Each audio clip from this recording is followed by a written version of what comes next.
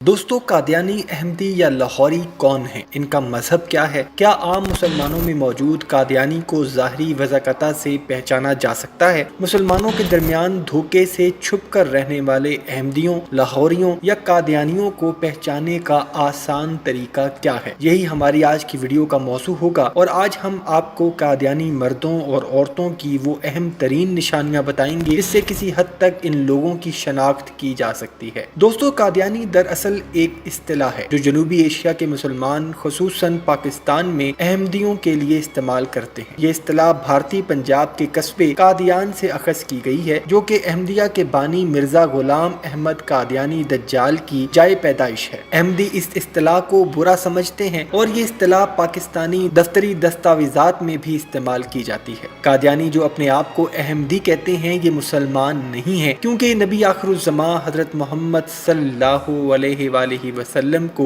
आखिरी नबी नहीं मानते, इसलिए ये दायरा इस्लाम से खारिज हैं। ये नबी करीम हजरत मोहम्मद सल्लल्लाहु अलैहि वसल्लम के बाद मिर्जा गुलाम अहमद कादियानी दज्जाल को नबी, मसीह मऊद और इमाम महदी मानते हैं। मिर्जा गुलाम अहमद ने दावा किया कि वो मसीह मऊद और महदी आखिरुज़्ज़मा है और नबी होने का दावा भी किया। सन 1888 में मिर्जा गुलाम अहमद कादियानी ने ऐलान किया था कि इसको बैत लेकर एक जमात बनाने का हुक्म मिला है और इसी तरह 23 मार्च सन 1899 को लुधियाना में पहली बैत लेकर जमात अहमदिया, जिसे कादियानियत और मिर्जायत भी कहा जाता है, इसकी बुनियाद रखी गई और आज इसका खुफिया नेटवर्क पूरी दुनिया में फैला हुआ है। दोस्तों, 1974 की पाकिस्तानी आईनी तरमीम और बाद-अज़ां 1984 के इम्तना के मुताबिक कादियानी कानूनी एक्ट की शिक 298A, 298B और 298C के तहत न सिर्फ काफिर हैं बल्कि धोखा देकर खुद को मुसलमान साबित करने के लिए अगर शायर इस्लाम का इस्तेमाल करें तो 3 साल की कैद पाकिस्तानी कानून के मुताबिक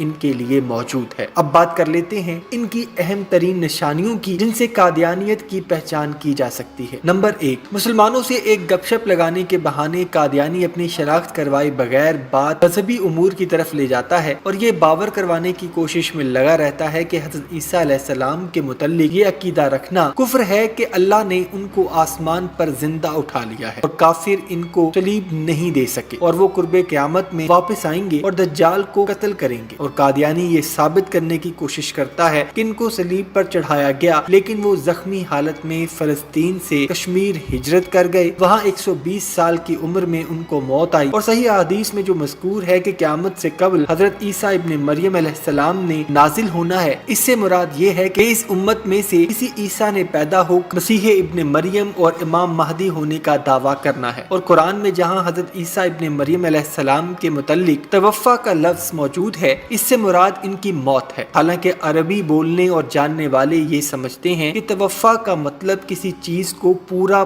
कब्ज़ करना या पूरा ले लेना होता है। और चूंकि अल्लाह ने आप अलैहिस्सलाम की मुकम्मल तवफ़ा कर ली, यानी जिस्म शऊर समेत आसमान पर उठा लिया गया, इसलिए कुरान में इनकी तवफ़ा का बयान मौजूद है और अहादीस में इनके क़यामत से कबल नज़ूल का बयान इस तवफ़ा की तस्दीक है। नंबर 2, उलमाए दीन से शदीद मुतनफ़र करने की कोशिश करना, इनको तमाम बुराइयों की जड़ बताते हुए मुल्ला या मौलवी के नाम से पुकारना, फ़िरका वारियत और कुफ्र की फतवों पर बात करने के बहाने मौजू को अक़लियतों के खिलाफ होने वाली कार्रवाइयों बशमूल कादियानी जमात, जिसको ये जमात अहमदिया कहकर पुकारते हैं, इसकी तरफ ले जाता है और ये जताने की कोशिश करता है कि क्योंकि मुसलमानों के तमाम फिरके एक दूसरे को काफिर करार देते हैं, वैसे ही उन्होंने जमात अहमदिया को अपने आपस के इख्तिलाफ के तहत काफिर करार दे दिया है। हालांकि उम्मत मुस्लिमा के तमाम मसालिक जमा एक दूसरे को काफिर करार नहीं देते और फिका के चारों इमाम जो गुजरे हैं, इमाम अहमद बिन हम्बल, इमाम शाफी, इमाम मालिक और इमाम अबू हनीफा रहमतुल्लाह अलैह, इनमें से किसी ने किसी दूसरे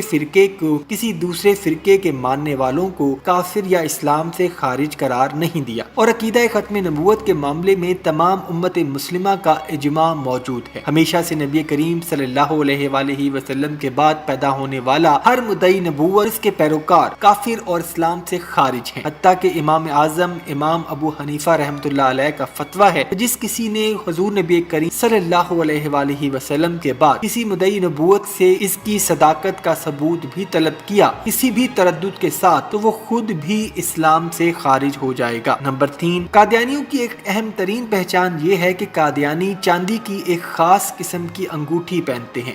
اکثر لا علم مسلمانوں کے سامنے یا وہاں جہاں ان کو اس بات کا یقین ہو کہ کوئی ان کو پہچان نہیں پائے گا، جس پر قرآن مجید فرقان حمید کی آیت لکھی ہوتی ہے جس کا ترجمہ یہ ہے کہ اللہ اپنے بندوں کے لیے کافی نہیں، نعوذ باللہ۔ یہ انگوٹھی مرزا غلام احمد قادیانی کی سنت کے طور پر پہنی جاتی ہے کیونکہ مرزا غلام احمد قادیانی ایسی انگوٹھی پہنا کرتا تھا۔ نمبر 4، قادیانیوں میں ان کے خلیفہ کی تو مکمل داڑھی ہوتی ہے، یہ دھوکہ دینے کے لیے کہ وہ شاعر اسلام کی مکمل پابندی کرتا ہے، ورنہ قادیانی کیونکہ مسلمانوں سے نفرت کرتے ہیں اس لیے ان کی کوشش ہوتی ہے کہ ہر اس ظاہری وضاقتہ کے شعار اور نقل سے بچا جائے جس سے ہمارے علماء دین یا متقی مسلمان اپناتے ہیں، جیسے مکمل مٹھی بھر ایک داڑھی۔ لیکن قادیانی آپ کو 99% فرینچ کٹ داڑھی میں ملے گا یا پھر کلین شیپ، اور ان کے ہاں غیر اعلانیہ حکم کے طور پر کوئی قادیانی جماعتی عہدیدار موجودہ خلیفہ سے لمبی اور گھنی داڑھی نہیں رکھ سکتا، اس لیے کبھی سالانہ قادیانی جلسے کے موقع پر بھی ہزاروں قادیانیوں کے بیچ کوئی قادیانی اپنے خلیفہ جیسی اس کے برابر یا اس سے لمبی داڑھی رکھے نظر نہیں آئے گا۔ اور اگر آپ گوگل میں رومن اردو میں جلسہ سالانہ جماعت احمدیہ لکھ کر سرچ کریں گے تو اس بات کی تصدیق ہو جائے گی۔ نمبر 5، قادیانی کبھی مسلمانوں کی طرح مخصوص نماز والی گول ٹوپی نہیں پہنے گا، وہ یا تو پٹھانوں کی مخصوص ٹوپی پہنے گا یا سندھی ٹوپی پہنے گا یا پھر جناح کیپ۔ اس حوالے سے ایک ایسی بات جو قادیانی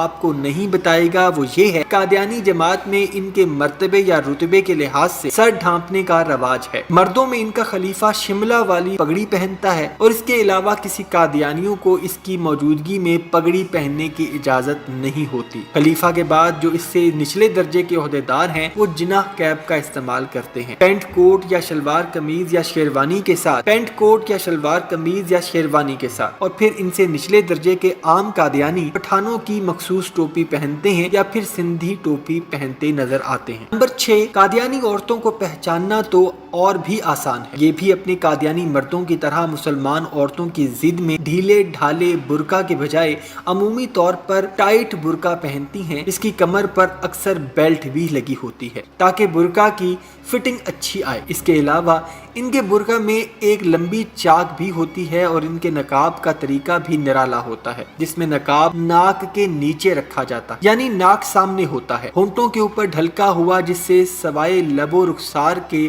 سب کچھ نظر آتا ہے۔ نمبر 7، قادیانیوں کا ٹی وی چینل MTA مسلم ٹی وی احمدیہ کے نام سے سیٹلائٹ سے 24 گھنٹے نشر ہوتا ہے جس پر یہ اپنے مذموم کفریہ عقیدے کی کھلم کھلا تبلیغ کرتے ہیں اور دجل پر مبنی تعلیم کو اسلام احمدیت یعنی احمدیت ہی اصل اسلام کے نعرے کے ساتھ پیش کرتے ہیں۔ قادیانیوں کی ایک نشانی یہ بھی ہے کہ آج اس دور میں جب کیبل ٹی وی عام ہے اور ڈش اینٹینا کا استعمال پاکستان میں عام گھریلو صارفین کے لیے ختم ہو چکا ہے، لیکن اس کے باوجود قادیانی MTA چینل دیکھنے کی غرض سے اپنے گھروں پر ڈش اینٹینا لگاتے ہیں، اور جن مسلمانوں پر یہ اپنے دجل و فریب کی تباہ آزمائی کرتے ہیں ان کو اکثر تبلیغ کی نیت سے اپنا یہ ٹی وی چینل اپنے گھر یا علاقے کے قادیانی مرکز میں بلا کر دکھانے کی کوشش کرتے ہیں۔ قادیانیوں کا مشہور چینل منارت المسیح ہے جو کہ قادیان انڈیا میں ہے، جس منارہ کو یہ اپنی ٹی وی چینل پر مسلمانوں کے مقابلے میں خانہ کعبہ مسجد نبوی کی جگہ دکھا کر اس کو مشہور کرنے میں لگے ہیں، نعوذ باللہ۔ نمبر 8، سب سے اہم نشانی یہ ہے کہ قادیانی ناموں کے آغاز میں آپ کو محمد نہیں ملے گا اور نہ ہی کوئی پیدائشی قادیانی آپ کو اس طرح کا خالص اسلامی نام رکھے نظر آئے گا جیسے کہ عبداللہ، مصطفیٰ، عبد الرشید، عبد القیوم، جبکہ ان کے ناموں کے اختتام میں احمد لگا ہوا نظر آئے گا جو مرزا قادیانی کے نام کا بھی حصہ تھا۔ اور قادیانی قرآن میں بیان ہونے والے آقا کریم صلی اللہ علیہ وآلہ وسلم کے مخصوص نام احمد سے مراد معاذ اللہ مرزا غلام احمد قادیانی کی ذات لیتے۔ یاد رہے کہ پاکستان اور دنیا میں پائے جانے والے زیادہ تر قادیانی پنجابی زبان بولتے ہیں کیونکہ مرزا غلام احمد قادیانی کا تعلق بھی تقسیم ہندوستان سے قبل قادیان ضلع گرداسپور پنجاب سے ہی تھا۔ دوستو، یہ وہ آسان نشانیاں ہیں جس کی مدد سے آپ بآسانی قادیانیوں کو پہچان سکتے ہیں۔ اللہ سبحانہ و تعالی ہم سب کو اس فتنہ عظیم سے محفوظ فرمائے۔ امید کرتا ہوں ناظرین آج کی ویڈیو آپ کو پسند آئی ہوگی۔ اگر ویڈیو پسند آئی ہے تو ویڈیو کو لائک اور شیئر ضرور کیجیے گا، اور جاتے جاتے چینل کو سبسکرائب کر کے ہماری حوصلہ افزائی بھی کر دیجیے۔ اپنا اور اپنے گھر والوں کا بہت سا خیال رکھیے گا۔ وما علینا الا البلاغ المبین۔